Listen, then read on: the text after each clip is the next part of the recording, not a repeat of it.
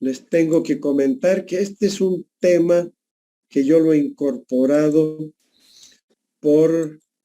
básicamente por ustedes.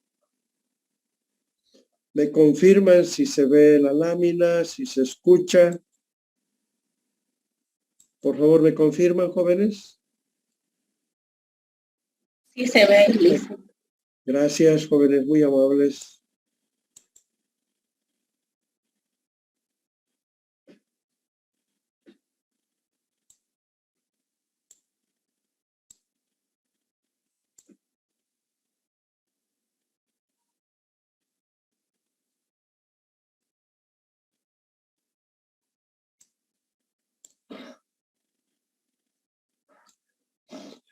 La planificación estratégica y el entorno económico.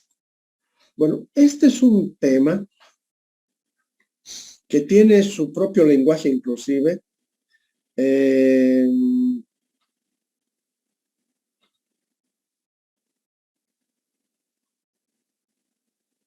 Giselle, ¿estás en clase? No te veo. Sí, Luis, en copia 3 de cuaderno. Ya.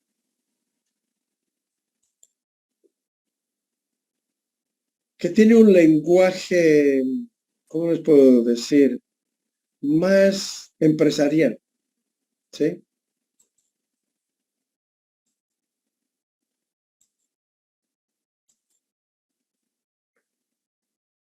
Entonces,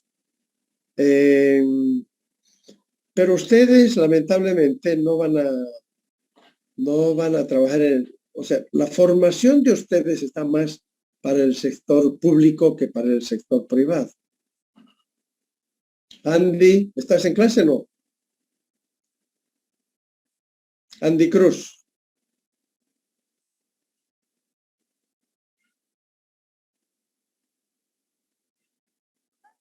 Aquí está Lice. Es que se me estaban acabando los megas, me compré más.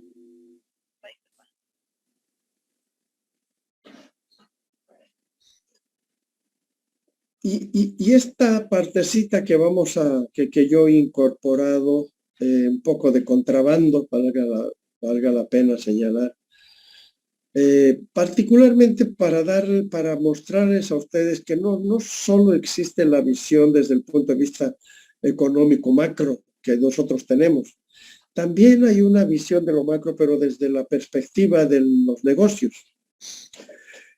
Ustedes como economistas y su perfil está más para el sector público que para el privado. Si ustedes estuvieran estudiando en La Paz y estuvieran estudiando economía, estarían en el reino de los cielos. Y las oportunidades de trabajo serían pues enormes de trabajo.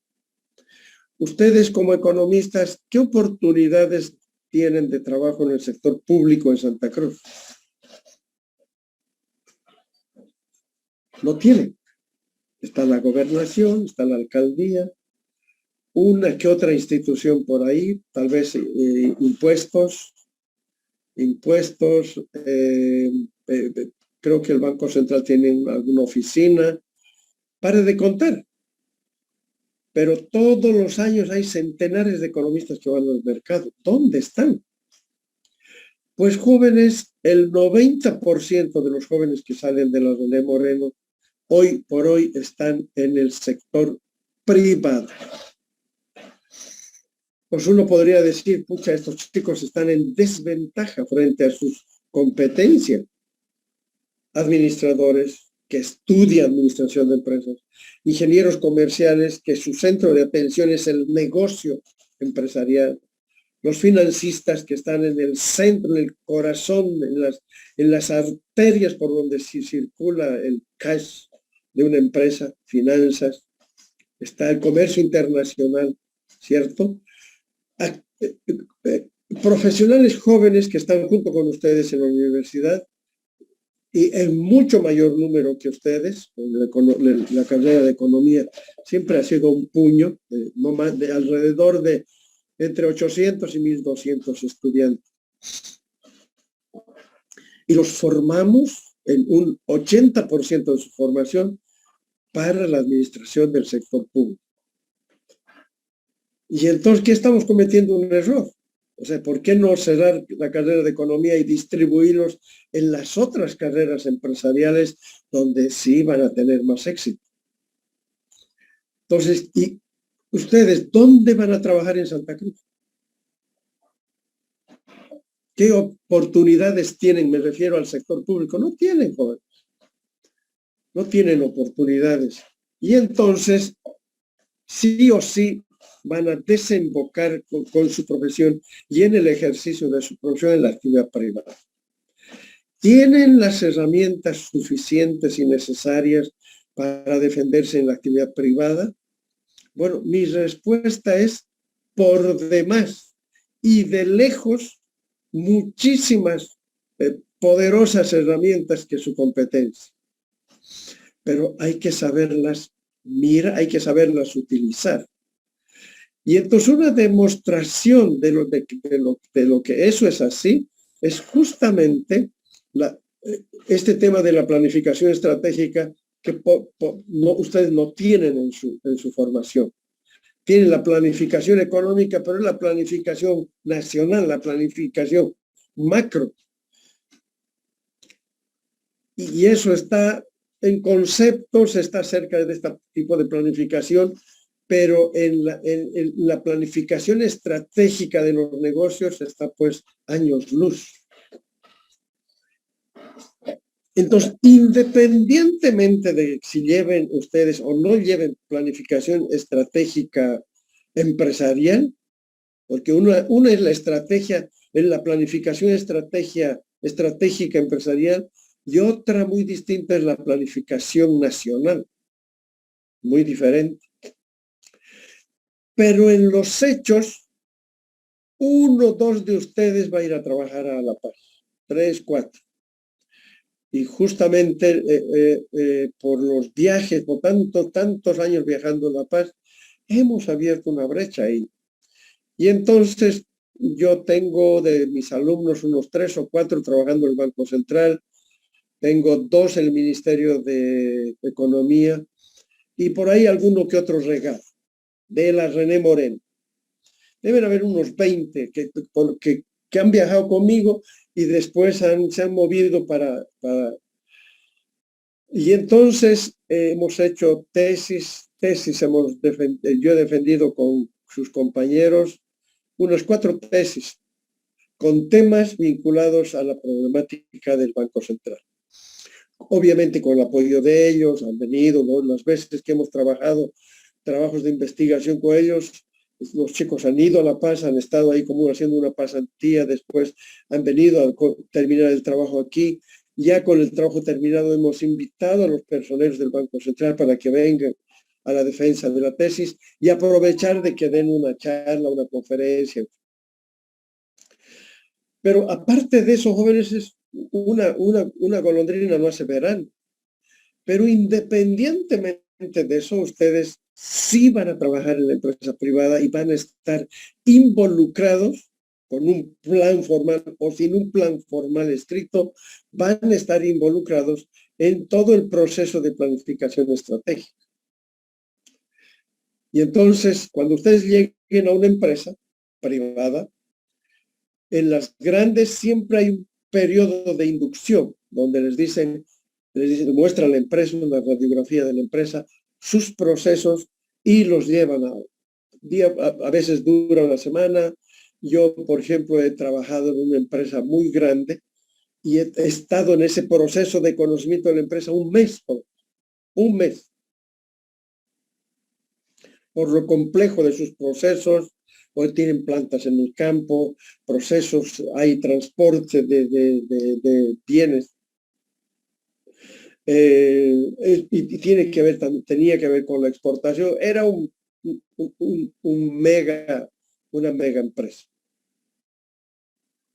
Pero las empresitas nuestras, medianas y grandes, a veces un día, este es el plan, esta es la planta, a ver, el gerente de producción, el gerente de planificación, el gerente de recursos humanos, cada uno en su rubro, una charlita, puede durar 2 o 3 días, listo a trabajar. Pero los jóvenes que se pongan a trabajar en empresas medianas hacia abajo, hasta las familiares, no hay pues plan escrito formal, jóvenes. El plan se lo hace al día, al diario vivir. Y van tomando decisiones y van tomando comparten esas decisiones con el resto del equipo, lo convocan a uno para tomar esas decisiones.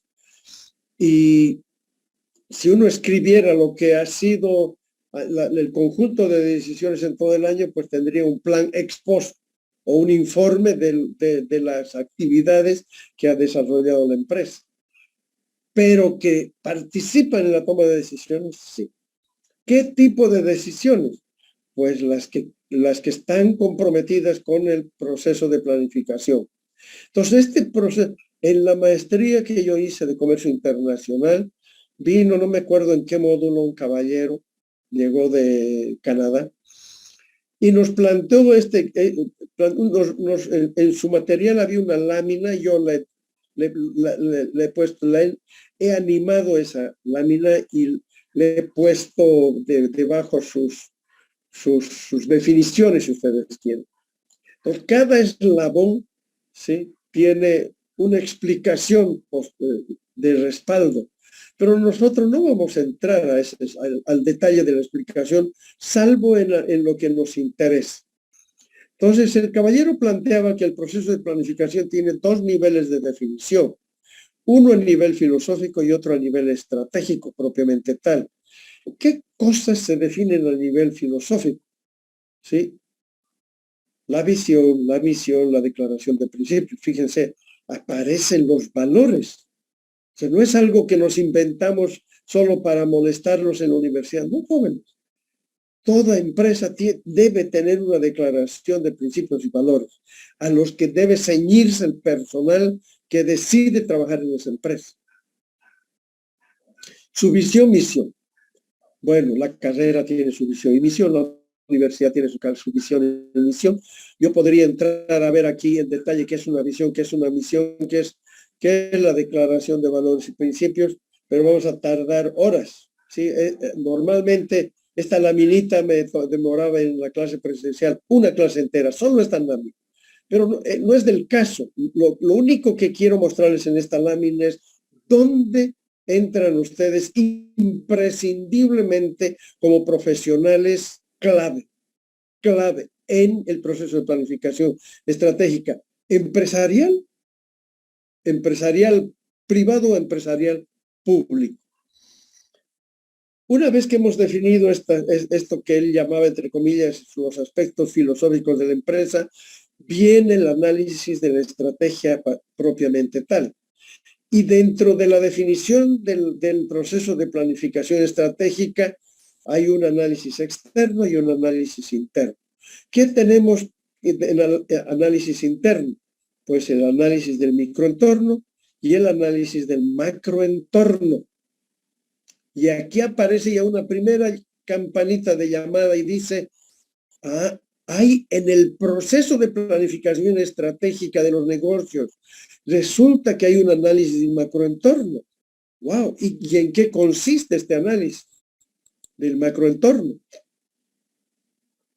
Pues en estudiar cambios en la sociedad, preferencias de los clientes, de las tendencias de la población, los cambios en el gobierno. Hemos tenido en los últimos 4 años 3 gobiernos con propuestas de nueva legislación, con nuevas prioridades a hacer cumplir, cambios económicos a nivel de precios, a nivel de tasas de interés, a nivel de tipo de cambio, todo lo que venimos estudiando en economía nacional. Aquí está como uno de los puntos del macroentorno, no había sido el único. Cambios competitivos, cambios en los proveedores y clientes, cambios en los mercados, que es, por ejemplo, lo que más les debería interesar a los comerciales, a los administradores, los financieros. A nosotros nos interesa en economía nacional los cambios económicos.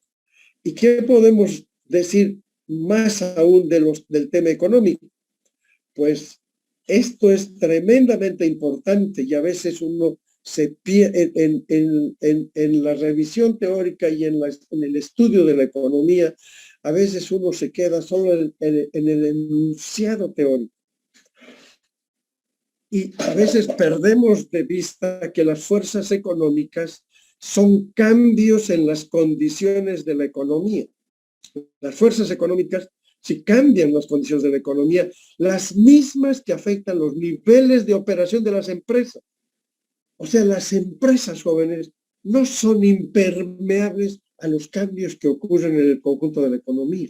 Son como esponjitas, absorben todos los cambios y naturalmente esa absorción hace que ellos sea afectada su nivel de operación.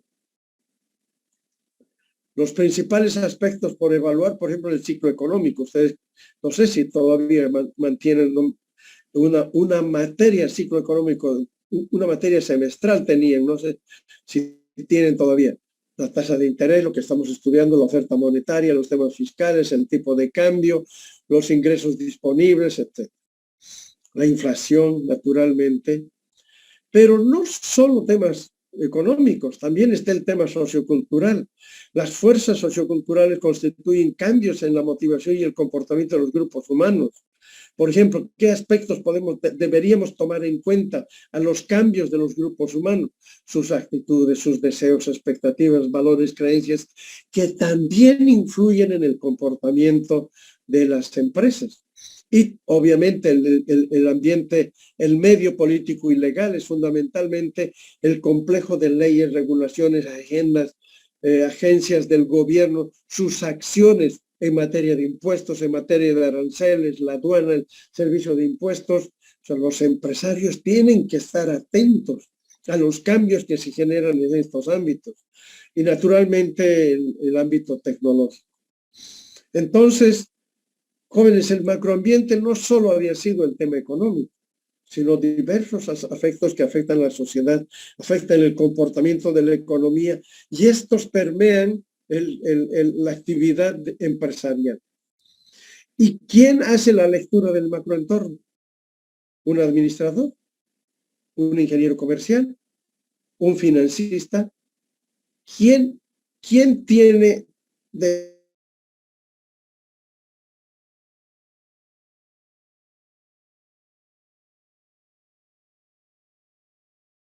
qué profesional?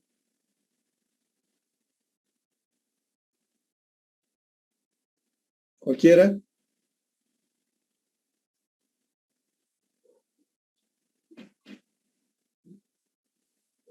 José Gerardo. Listen, esa parte que usted dijo, esa parte que usted explicó, Listen, yo no se escuchaba, Listen. Si lo puede repetir, por favor. Sí, Listen, se cortó esa última parte que estaba hablando.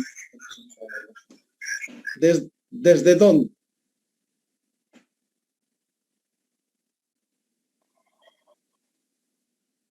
Wow. Ya. Ya, perfecto. Bueno, decía yo, ya sabemos que el análisis del macroentorno no solo son aspectos económicos, tiene que ver con los cambios en la sociedad, cambios políticos, cambios tecnológicos, etc.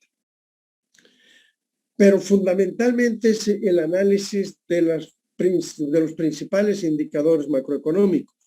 Yo decía, ¿qué profesional es el que tiene una competencia exclusiva sobre esta lectura, sobre el comportamiento de los indicadores macroeconómicos? Los economistas. Los economistas. Nosotros, jóvenes. Nosotros somos, y aquí tenemos una ventaja absoluta en relación al resto de nuestros colegas. El resto de nuestros colegas tiene su perfil profesional del techo de la empresa hacia adentro. Mira, el administrador de empresa hace gestión empresarial. El ingeniero comercial tiene la misión de hacer negocios y proponer emprendimientos empresariales. El financista, la parte financiera. El de comercio exterior, las exportaciones, importaciones. Pero ¿quién saca la cabeza de la empresa y mira si están navegando en la dirección correcta? El único que puede dar esa mirada panorámica para meter y decir, bueno, le estamos metiendo bien, o frene, o a la izquierda o a la derecha. Pues el Titanic, joven, si hubiera tenido un buen navegante ahí arriba, no se hubiera chocado con un iceberg. Y uno de los barcos más blindados en esa época era el que no se inundar, no se podía inundar ese barco, no se podía ir a pique. Fue hecho así, pero se chocó con un iceberg y se fue a pique. Entonces, ¿quién tiene esa mirada panorámica? El economista, o no hay más. Y entonces ahí nosotros tenemos que sacar lustre en esa ventaja absoluta. Donde nos dejan un poco, nos alcanzan y nos dejan un poco es en el análisis del microentorno.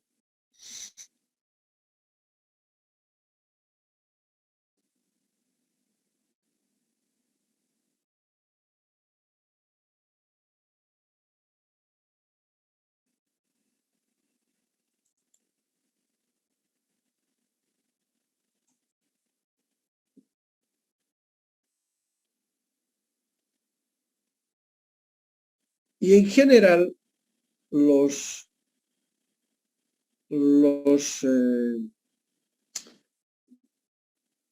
análisis del microentorno, hoy recientemente los ingenieros comerciales, cuando hacen, por ejemplo, una propuesta, un plan comercial, siempre estudian las 5 fuerzas de Porter. Michel Porter es un estudioso, un investigador norteamericano, que ha escrito un libro que se llama La competitividad de las naciones. Y en el tercer capítulo desarrolla esta propuesta y dice, para estudiar el nivel competitivo de una empresa hay que estudiar 5 fuerzas. Y este lenguaje ustedes no conocen siquiera las 5 fuerzas de Porter, que normalmente es estudiado por administradores y ingenieros comerciales. Estas 5 fuerzas de Porter permiten establecer el nivel competitivo donde uno está queriendo hacer un emprendimiento. ¿Cuál es la primera fuerza? La rivalidad entre los competidores. Por ejemplo, si nosotros quisiéramos crear una empresa fabricadora de muebles, tendríamos que ver a nuestra competencia. Y si las barreras de entrada las barreras para entrar son altas o bajas. Si son bajas, vamos a tener full competencia. Si son altas, dependen de los costos y de las inversiones que tengamos que hacer. Entonces, y naturalmente son elementos que nos permiten identificar cuál es el nivel competitivo y si nosotros estamos en condiciones de competir con esas empresas. También recomienda estudiar el poder de negociación que tiene la empresa con la familia, con los compradores, con los consumidores, y el poder de negociación que tiene con los proveedores. Cuando hablamos de proveedores, para nosotros el lenguaje nuestro es mercado de factores. Y cuando hablamos de los compradores, de los clientes de la familia, hablamos del mercado de bienes.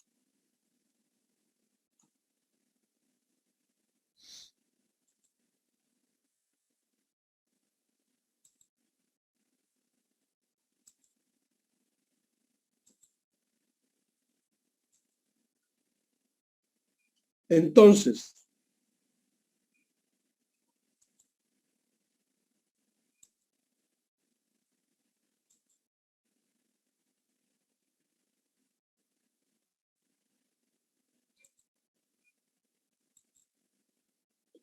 en el lenguaje de los ingenieros comerciales y administradores, ellos hablan del poder de negociación con los proveedores y nosotros decimos mercado de factores. El poder de negociación que tiene, las relaciones en realidad que tiene la empresa con sus clientes. Para nosotros es el mercado de bienes y servicios. Y a esas 3 fuerzas se le añaden la amenaza de nuevas incorporaciones y la amenaza de productos sustitutos. Si nosotros fuéramos una empresa que fabrica muebles, ¿cuál sería nuestro producto, nuestra amenaza de sustituto? Por ejemplo, si hacemos sillas de madera, pues si viene un fabricante de sillas de plástico, esa es una amenaza para nuestro negocio. Y amenaza de nuevas incorporaciones. Hay muchas en Santa Cruz, ¿cómo se llama? Barracas, pero no se mueven, venden madera, pero la amenaza es que le vean el negocio y no solo se queden con la actividad del barraca, de venta de madera, sino se vuelquen hacia nuestra actividad, que es la fabricación de muebles. Entonces dice, hay que estudiar minuciosamente estas fuerzas para ver cuál es el nivel competitivo donde va a trabajar. Entonces, microentorno significa la empresa y su competencia, el área de su competencia. Y cuando uno logra hacer un estudio minucioso de estas 5 fuerzas, llega a determinar definitivamente los precios de mercado, llega a definir los precios a los que va a vender, qué costos tiene que soportar y cuáles son las inversiones necesarias.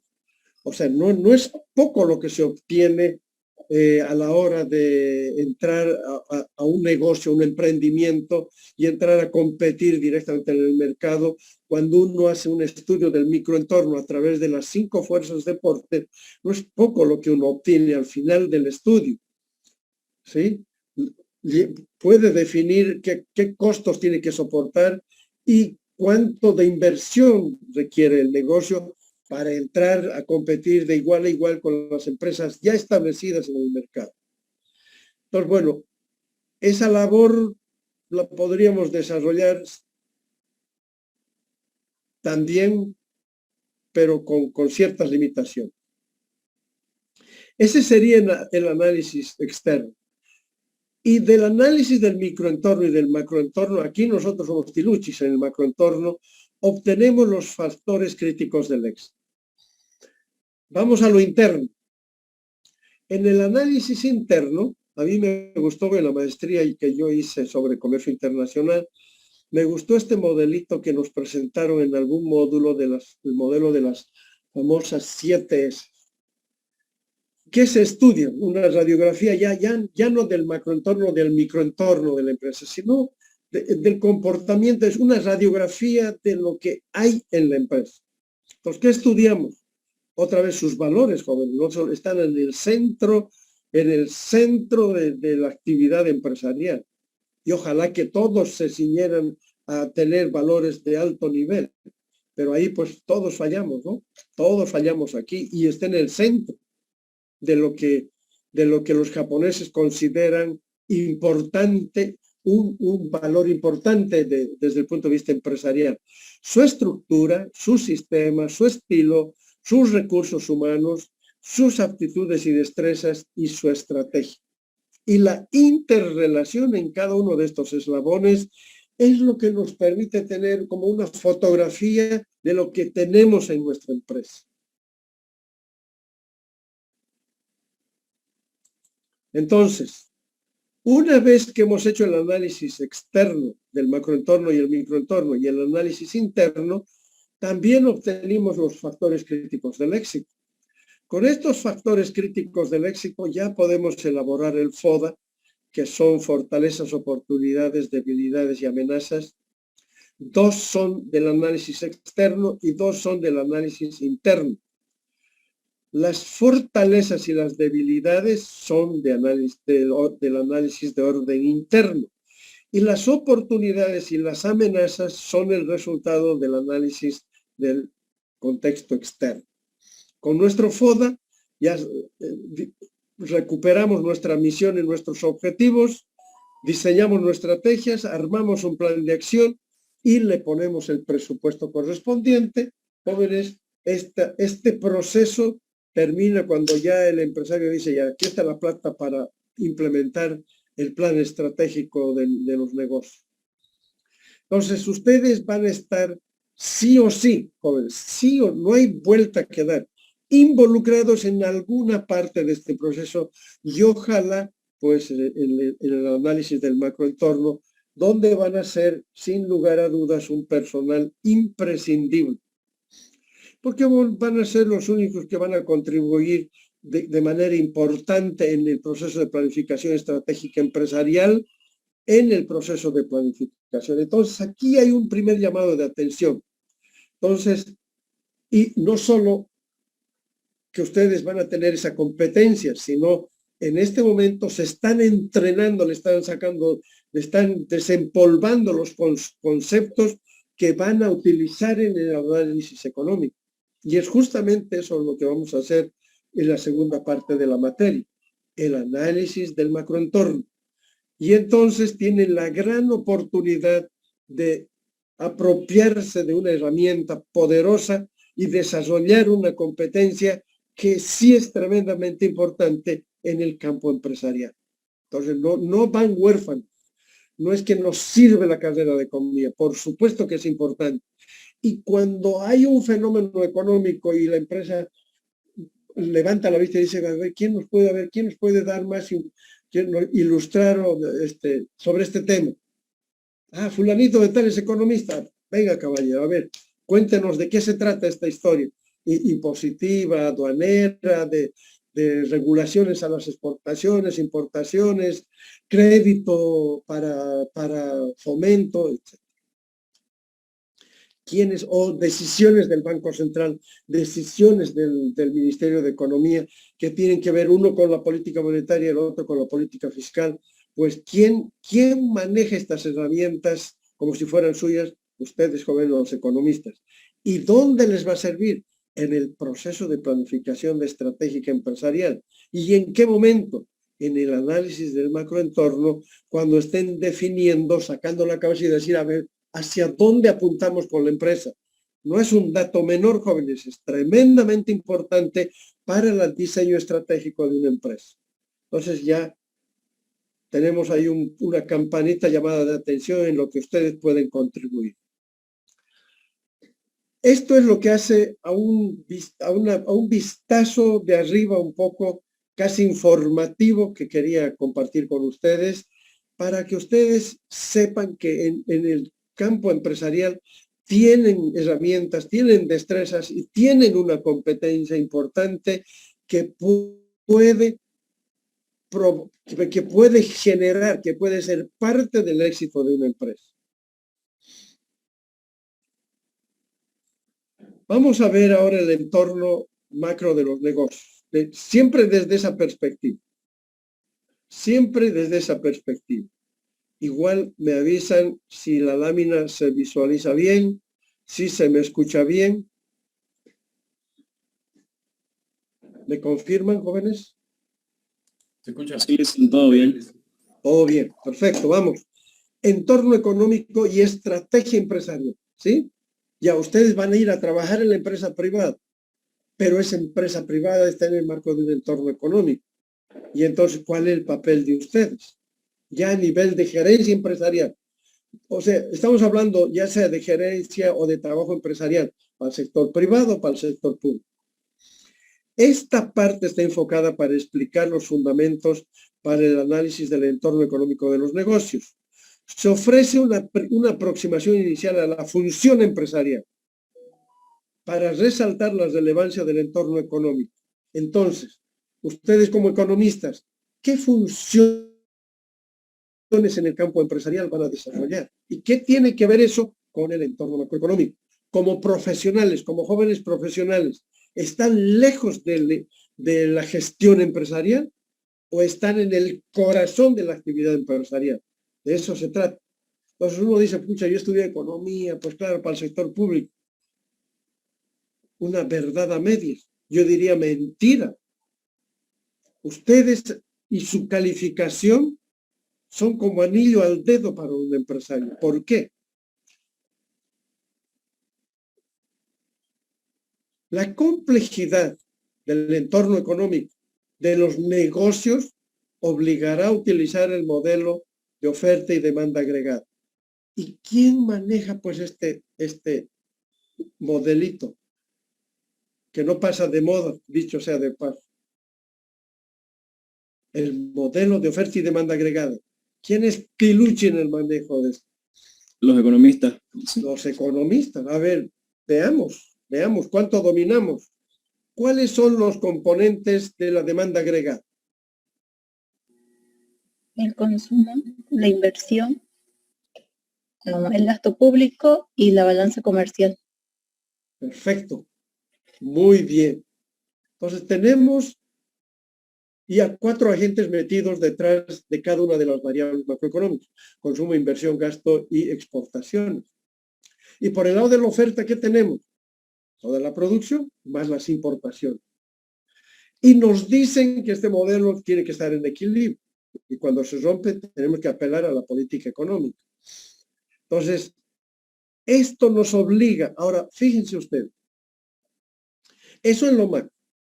Pero cuando ustedes entren a trabajar a una empresa, van a estar del lado de la empresa, ¿cierto? Y al frente, ¿a qué necesidades tienen que satisfacer? ¿De qué agente económico satisfacen necesidades ustedes? Ya en el desempeño de su trabajo como economistas dentro de una empresa. Ustedes representan los intereses de la empresa, son empresas. Pero al frente, ¿a quién van a tener? Al consumidor. Al consumidor. Y el que nos está mirando de arriba, que si estamos haciendo bien o mal, ¿quién es? El gobierno, ¿cierto? Entonces, en la vida real, los agentes económicos somos nosotros mismos como empresa, nuestra clientela, y tenemos que sujetarnos a normas, leyes que son fijadas por el gobierno. Todos los días, jóvenes. Entonces, el modelo es abstracto en su definición, pero en la vida real, sí, siempre hay un representante de la empresa, la familia y el Estado. Pero, ¿cuáles son estas cuatro líneas generales de actividad que van a tener ustedes? Por ejemplo, disminuir las ineficiencias que siempre existen en su empresa, que es tanto para el sector público como para el sector privado. Estoy hablando de empresas, tanto públicas, tanto privadas como públicas. Ustedes van a ser contratados sí o sí por algún grado de ineficiencia que tiene la empresa. Yo he sido contratado para dar clases y he llegado a ser director de la carrera de economía. Y en esa función me ha tocado limpiar la casa, pero harto, jóvenes, harto. No les miento, iba a las 7 de la mañana, volvía a mi casa a las 9:30, 10 de la noche. Pero había harto que hacer, pero hartísimo. Para empezar, les digo sinceramente, del 90% de mi actividad diaria, 90% estaba orientada a resolver todos los casos irregulares del segmento estudiantil. 90% jóvenes. Los jóvenes, digo yo, top, que hay muchos hoy, jóvenes que no necesitan solo requieren en los momentos cuando se inscriben, después no le piden nada a la universidad. Se inscriben puntualmente, meten todas sus materias, avanzan con regularidad y terminan, se gradúan en el menor tiempo posible. ¿Quién se acuerda de esos jóvenes en la universidad? Nadie. No tienen ningún apoyo, ninguna conexión o prácticas empresariales. No, en la universidad no hacen nada por esos jóvenes. Entran y salen, así como entran, pasan y no molestan a nadie, salen igualito. Y son tremendos profesionales. Ya después nomás uno los mira ya tener éxito. ¿Pero qué hace la universidad? Nada. ¿En qué está ocupada la universidad? En resolver los problemas irregulares del sector estudiantil, del sector docente y del sector administrativo. Y hay un mundo de cosas que...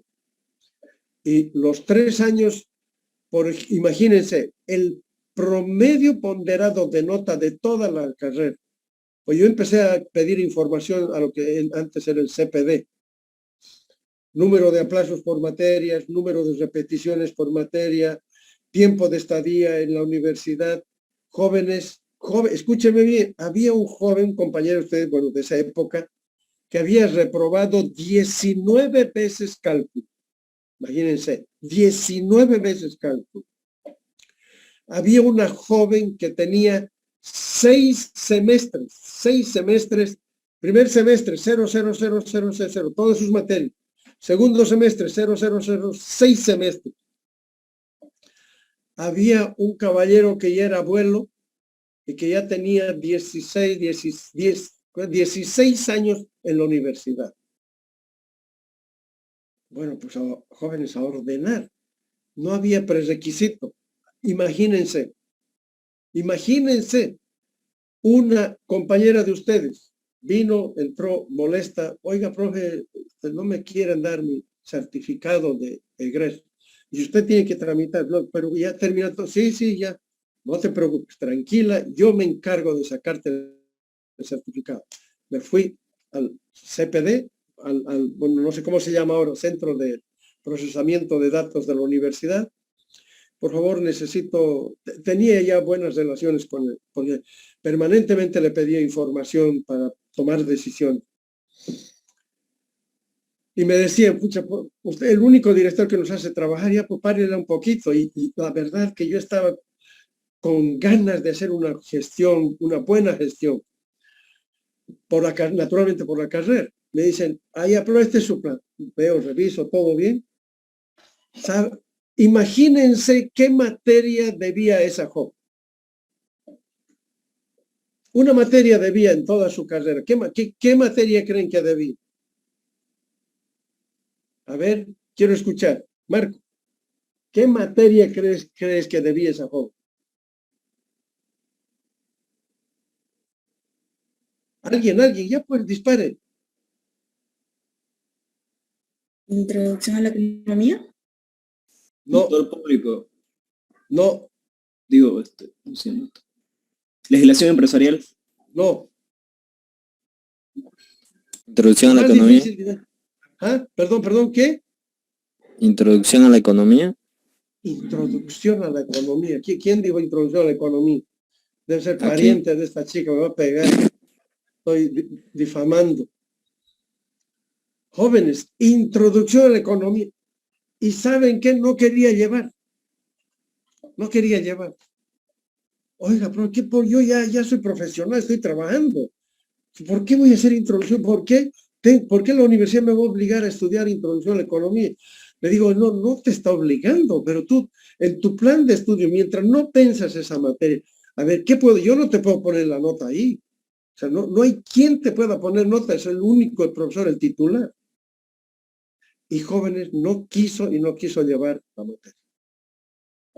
Y se perdió todo el tiempo que yo he estado de director de la carrera de economía, no la volví a ver a la muchacha, obviamente no se tituló, porque debía pero les digo, esto es la puntita del iceberg, las cosas con lo que uno se ha encontrado.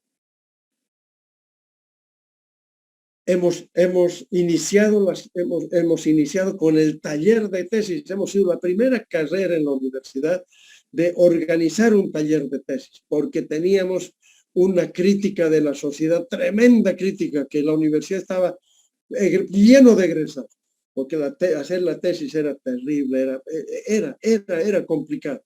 Y entonces un año había una tesis, después al año siguiente pasaban 2 años y había una tesis. No había titulación, jóvenes. Estoy hablando de la década del 90. Los jóvenes, los egresados, no se titulaban. Y hemos dicho, ¿cómo podemos? Listo, taller de tesis. Taller de tesis 1, taller de tesis 2. Listo, adentro. ¿Cuántos profesores? 3 en la mañana, 3 en la tarde, 3 en la noche, jóvenes. Que hemos logrado un equipazo de los mejores profesores tratando de meterle a la tesis.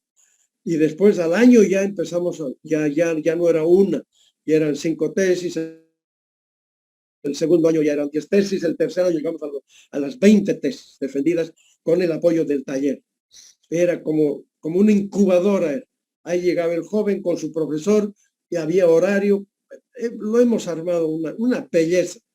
Y yo me daba la tarea de recorrer las aulas para verificar si el profesor estaba realmente cumpliendo lo que le corresponde en su horario, y ver informes de los temas avanzados y coordinar en grupos paralelos. Un trabajo, jóvenes, pero pues un trabajo de chinos. ¿Qué pasó al tercer año? ¿Y saben por qué pisaba fuerte y por qué hablaba fuerte y por qué le metía duro? porque no tenían ninguna intención de prorrogarme, no tenía ninguna intención de seguir. Obviamente uno le hablan a uno, oiga, profe, pucha, mire, pucha, hay que ir ya está acabando los 3 años y hay que empezar a armar la campaña para la subdecanatura, la decanatura, etcétera, etcétera, para la FUB.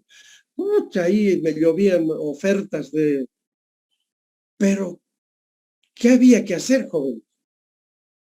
Y en 3 años obviamente habían pasado pues hasta dirigentes por mis aulas.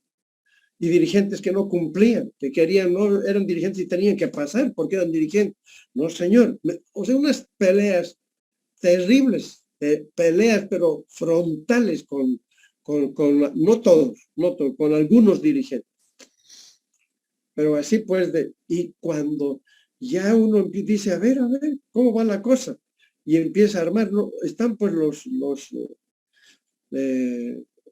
jóvenes, hay profesores administrativos, estudiantes, que son una especie de como de agitadores, como de que no encuentro el término, son como gestores de las campañas, ¿no?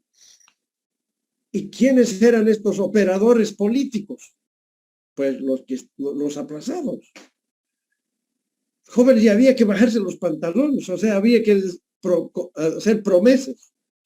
Y de jefe, de decano, había que pagar. Y sigue siendo así.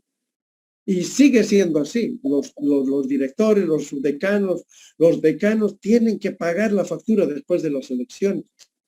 Yo dije, no, señor, yo no voy a venderme. Así que decidí no seguir y por eso tenía fuerza. No tenía que hacer ninguna componenda con ningún estudiante, con ningún administrativo, ni con ningún docente. Y por eso le metía duro.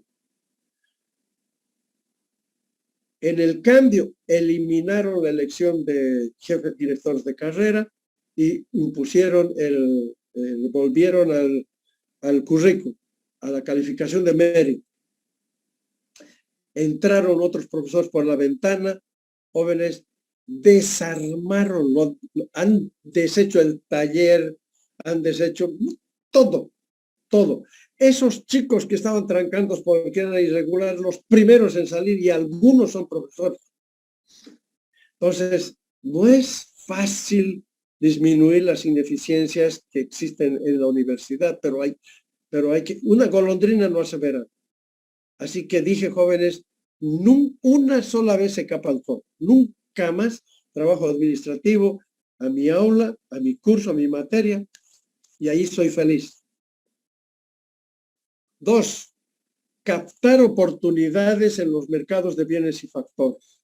Si fuéramos una empresa de madera, pues estaríamos viendo dónde conseguir madera, buscar cadenas de valor que nos agreguen más valor a nuestra cadena de valor y encontrar canales de comercialización que vayan directo a nuestros consumidores, esas oportunidades. El desempleo es una oportunidad para una empresa porque tiene para escoger y a un menor salario. Cuando el gobierno ofrece créditos de fomento, es una oportunidad para las empresas. Estimar el futuro en un entorno de incertidumbre. En Bolivia, jóvenes, nunca ha habido paz, orden y trabajo. No ha habido, no hay y ni va a haber. Los bolivianos, no sé por qué mezcla genética. Somos levantiscos y vamos de un bando a otro bando. Hemos elegido un presidente que casi hablaba como gringo. Y a los pocos años hemos elegido a un presidente que era un indígena. ¿Quién nos ha conformado? A los dos los hemos hecho huir. ¿Quién nos contenta? ¿Quién nos va a conformar? Nadie, joven. Los bolivianos somos levantiscos y ha sido así, es así y va a seguir siendo así. Y en ese ambiente es fácil tomar decisiones, no, pero lo van a tener que hacer. Ustedes, ¿y cuándo van a tener? ¿Qué creen que hacen los empresarios de hoy en Bolivia? Para mí son unos tiluchis. El empresariado boliviano no solo tiene que luchar con las limitaciones y las trabas gubernamentales o No, tiene que enfrentarse al cotidiano vivir, a los bloqueos, a las huelgas, a las parálisis. No nos han dado desayuno escolar, meta, bloqueo ahí, 5 días parados los camiones, algunos no tienen refrigeración y pues productos que pueden podrirse. Pero ustedes creen que los empresarios lanzan a sus camiones y a su gente ahí. No, ya han aprendido a hacer las cosas. Y ustedes también van a tener que aprender, sí o sí, porque eso no va a cambiar. Va a ser así, ha sido así, es así y va a seguir siendo así. Innovar, sea el sistema productivo, la fuente de aprovisionamiento de materia prima, el diseño de los productos, etc. Estos son 4 funciones genéricas que ustedes van a tener que hacer tanto en la empresa privada como en la empresa pública, sí o sí. Me voy a tomar unos 10 minutos más porque hay temas que me he detenido en temas que ustedes no conocen. Con los comerciales ya asumo que ellos conocen y paso de frente, pero con ustedes no. Porque esto es ver el tema del entorno económico desde una perspectiva empresarial y ustedes ven el tema macroeconómico desde el punto de vista del Estado, desde otro punto de vista totalmente diferente. El empresario puede ser una persona, ustedes, o un conjunto de ellas, ustedes, un conjunto de ustedes, y a su vez puede ser o no propietario del capital de la empresa que dirige. La forma de llevar a cabo la función empresarial consiste en el diseño de una estrategia competitiva de la empresa. Hemos visto todo el proceso de planificación. La valoración de los resultados de estas acciones constituye un importante flujo de información que permitirá al empresario evitar las vulnerabilidades del diseño de la implantación estratégica. Entonces ustedes en el futuro, ¿sí?, como agentes empresariales o parte o colaboradores de un agente empresarial, ¿qué van a tener que hacer? Pues van a tener que ayudar a diseñar la estrategia competitiva, ¿sí? ¿Y en qué consiste este diseño? Pues ya lo hemos visto. Tienen que definir sus aspectos filosóficos, visión, misión, valores. Tienen que hacer un análisis para diseñar su estrategia, tienen que hacer un análisis un análisis externo y un análisis interno. ¿Qué van a estudiar en el análisis externo? El microentorno y el macroentorno. Y ahí estamos. En el diseño de una estrategia competitiva, cuando estamos como economistas involucrados, uno de nuestros papeles es darle esa mirada externa para hacer el plan. Después está el análisis interno, una radiografía de lo que se cuenta como empresa. Está los factores críticos del éxito, nuestro FODA, nuestra estrategia, nuestro plan y nuestro presupuesto. Diseño. En eso consiste el diseño. Son eslabones en el proceso de planificación y un eslabón importante es el análisis del macroentorno, donde ahí somos piluchis nosotros. Bueno, señores, el plan hay que ponerlo en acción y hay que leer los resultados. Resultados e información que vamos a obtener para rediseñar y para volver a implantar nuestro plan. Entonces, eso les va a tocar sí o sí a cada uno de ustedes. No sé desde qué lugar, pero les va a tocar. Ustedes como profesionales siempre van a estar en el staff de dirección de una empresa, aunque sean la colita, pero van a ser la cola del león, no van a ser la cola del ratón. Entonces van a participar de este proceso. Entonces nos dicen, encontrar esta información, valorar los resultados, utilizar esa información para rediseñar no es una cosa fácil. Porque la mayor parte de la información que el empresario necesita, ¿sí?, está en su entorno. Y entonces, una manera de analizar el entorno es ver el mercado de bienes y el mercado de factores. Y aquí tenemos un grafiquito que ustedes han debido ver. Está el agente empresarial en el centro. ¿Sí? Esta es una perspectiva desde el punto de vista del empresario. Atención, no es el punto de vista que nosotros los economistas estudiamos macro desde arriba. No, esto es la mirada que hace el empresario a su entorno. Entonces, tiene el mercado de bienes y tiene el mercado de factores. Este mercado de bienes, ¿con qué variables macroeconómicas es influenciado?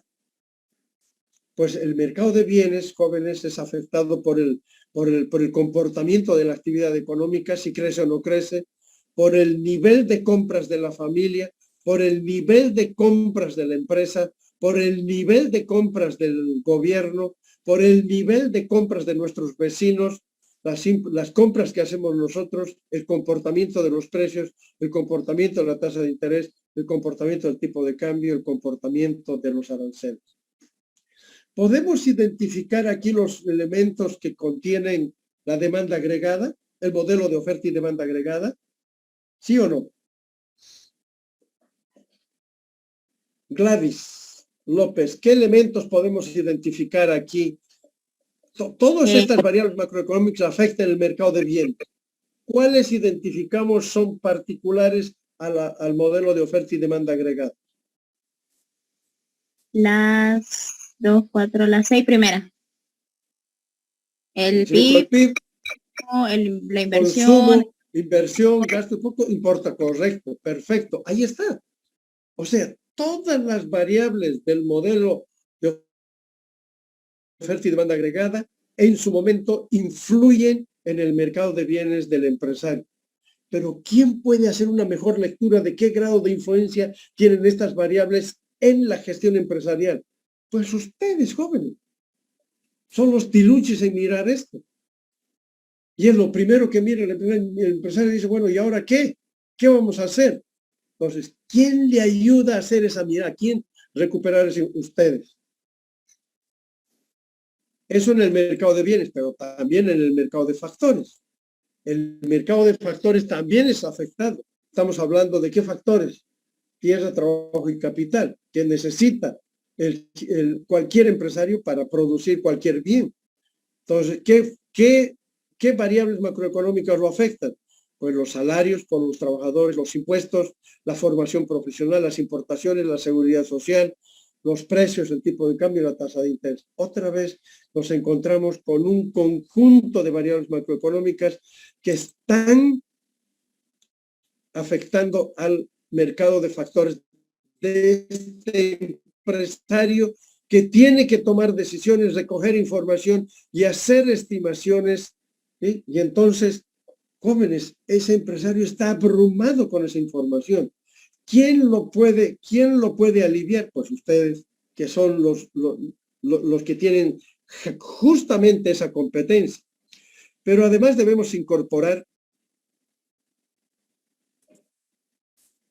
y en esta actividad, ¿sí? ¿Qué tiene que hacer el empresario? Pues las 4 funciones.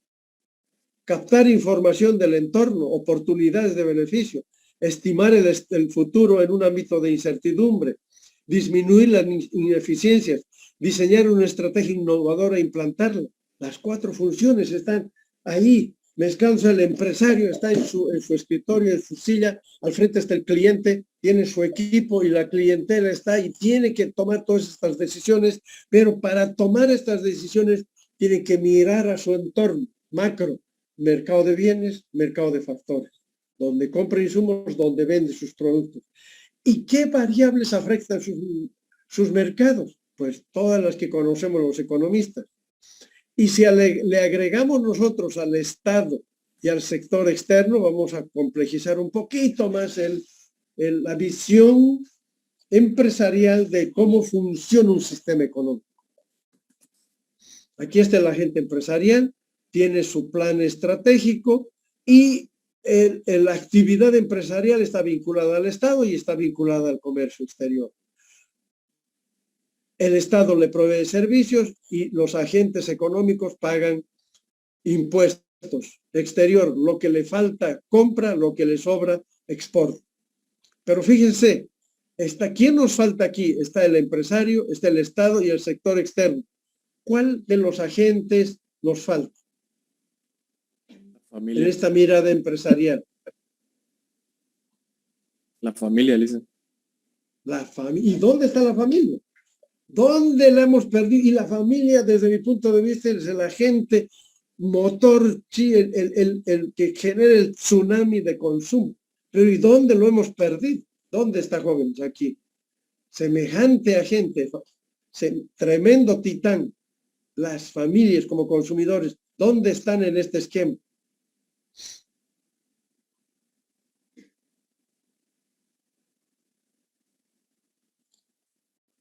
¿Nadie? Norma, Diego, Gladys. En el mercado de bienes, vienen de los Muy factores. bien. ¿Y dónde? ¿Dónde en el mercado de bienes? ¿Dónde están las familias? En el entorno general. No, hay una variable clave ahí. ¿Dónde está la familia? Ya he escuchado. Ya, pues jóvenes, ¿dónde está la familia? Consumo privado. En el consumo privado. consumo. Ahí está, no está perdido. Claro, no está formalmente presentado, pero está un tremendo, y obviamente una parte de la actividad empresarial está en capturar los deseos y necesidades del consumidor. Pero fíjense, interesante la mirada que hay de un empresario. Bueno, de esta primera aproximación al análisis del entorno empresarial, cabe deducir su gran complejidad, los innumerables agentes económicos y factores explicativos a tener en cuenta, requieren de un análisis sistemático que genere unas herramientas explicativas y unos modelos que nos permitan entender la realidad económica. Esto es lo que hace la ciencia económica. Y nosotros los economistas estamos en el centro de la ciencia económica. Generamos esa ciencia económica. La hacemos bolsa esa ciencia económica y generamos corrientes de pensamiento, diversas corrientes de pensamiento, y nos jalamos de los pelos por temas controversiales. ¿Y qué hace la economía? Pues sistematiza los problemas, las relaciones económicas, e intenta simplificar la realidad mediante un modelo que sea explicativo y que a su vez permita predecir el cambio de la realidad económica y empresarial, naturalmente. Los economistas somos los primeros en enjuiciar estos modelos, los hacemos bolsa. Tengo varias historias en relación a esto, a la discusión del pensamiento económico, interesantes. Tiempo nos falta. Y los desarmamos y los deshacemos los modelos. Pero al final llegamos a la cuenta de que sin estos modelos el análisis de la economía sería inabordable. Es pues necesario ofrecer un esquema general explicativo del entorno económico, y para ello debemos conocer que los modelos pueden ser de estructura, hay modelos que son de estructura, que explican cómo es una realidad, de funcionamiento, modelos que analizan las interrelaciones existentes entre las variables macroeconómicas, y de evolución, que indican cómo cambia la realidad. ¿Cuál creen que es nuestro modelo de oferta y demanda agregada? ¿Será de estructura? ¿Será de funcionamiento? ¿Será de evolución?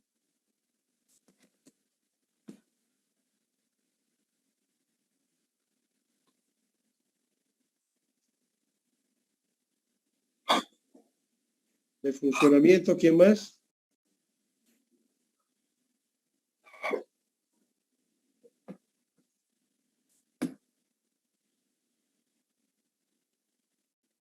De evolución, diría. Evolución. ¿Quién más? ¿Quién más?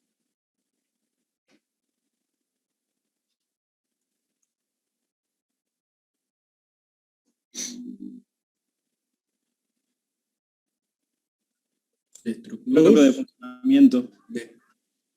¿Qué más? ¿Quién más? ¿Quién más? Bueno, felizmente, jóvenes, nuestro modelito de oferta y demanda agregada es de estructura, es de funcionamiento y también es de evolución. De estructura, porque explica cómo es una realidad. Si vemos el PIB, por ejemplo, nos muestra una estructura del sistema, donde están los elementos, el consumidor que tiene el empresario. Y cuando vemos el PIB por tipo de actividad económica, nos muestra la estructura económica del país, cómo contribuye la agricultura al PIB, cómo contribuye la minería, hidrocarburos, etcétera. De funcionamiento, cuando vemos qué pasa si aumenta el consumo, qué va a pasar con el PIB, de interrelaciones, si aumenta la inversión, qué va a pasar con el PIB. Ustedes han visto macro, el modelo de 2 sectores, 3 sectores, el modelo ISL, el M, el modelo Mundell-Fleming, y ahí uno ve justamente eso. ¿Qué pasa si bajamos la tasa de interés? ¿Qué pasa si subimos el tipo de cambio? ¿Qué pasa si nosotros bajamos el gasto público o subimos los impuestos? Pues nos permite ver las relaciones que hay entre estas variables y de funcionamiento. De evolución, porque nosotros las próximas semanas ya le brincamos a la realidad nacional, ¿sí? Y entonces vamos a ver cómo se ha comportado la economía entre el 2008 y el 2022. ¿Y qué ha pasado? Ha habido épocas de auge, ha habido épocas donde la economía se ha contraído. Eso nos va a tocar ver. Entonces, en la actualidad, el modelo de oferta y demanda agregadas es comúnmente aceptado y utilizado para el análisis de la actividad económica desde una perspectiva general o macroeconómica. Entonces, llegamos a nuestro famoso modelo de oferta y demanda agregada. Lo podemos formalizar de una manera más estructurada, si vale el término. Aquí en vez de sectores, que en su texto les he cambiado, creo que dice agentes, las familias, las empresas, sector público, está el mercado de bienes y servicios, el de activos, el de trabajo. Hemos analizado variables como el consumo, el ahorro, la inversión, el gasto, la inversión, exportaciones, importaciones, oferta de dinero, demanda de dinero, oferta de trabajo, demanda de trabajo, variables que determinan el PIB, determinan el nivel de precios, determinan el nivel de cambio, de salario, etc. ¿Qué tipo cuando el modelo entra en desequilibrio?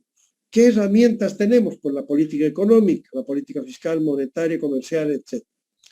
Esto es una estructura estática, pero una forma de verla de manera dinámica sería este cuadrito que ustedes llevan en macro. ¿Qué pasa si baja el consumo, baja la inversión, baja el gasto, bajan las exportaciones debido a movimientos en el conjunto de los indicadores macroeconómicos? Pues si baja el consumo, la inversión, el gasto, cae la demanda agregada. Si cae la demanda agregada, cae el PIB. Y si cae el PIB, cae el empleo. Y tiene también una forma de explicación gráfica. Esta es la demanda original.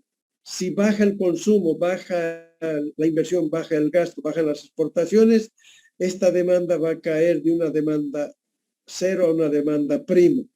¿Y qué va a pasar con el nivel de producción?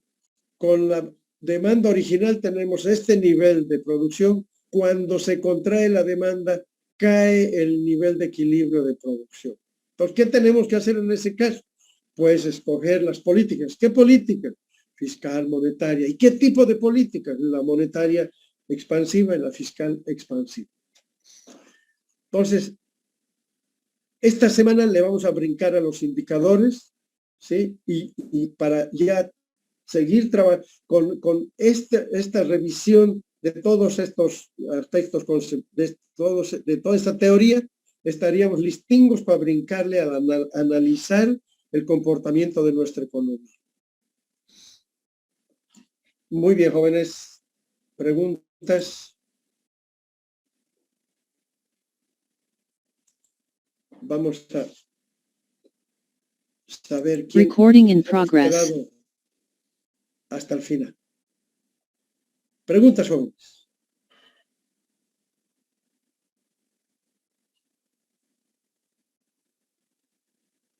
Una pregunta, Listen. Me entra curiosidad saber dónde entran los créditos de la banca en el modelo de oferta y demanda agregada. No. En el modelo de oferta y demanda tenemos que verlo, el tema financiero lo tenemos que ver con el modelo ISLM, que nos permite estudiar paralelamente el mercado de bienes y el mercado de activos. Solo con ese modelo podemos hacer eso. que es como un modelo auxiliar complementario al modelo de oferta y demanda agregada. No te olvides que la demanda agregada en el modelo ISLM está incorporada a la demanda agregada. Entonces, con el modelo de oferta y demanda agregada así simple, no podríamos, de una manera bien indirecta, ¿no? En algún momento les voy a mostrar esa.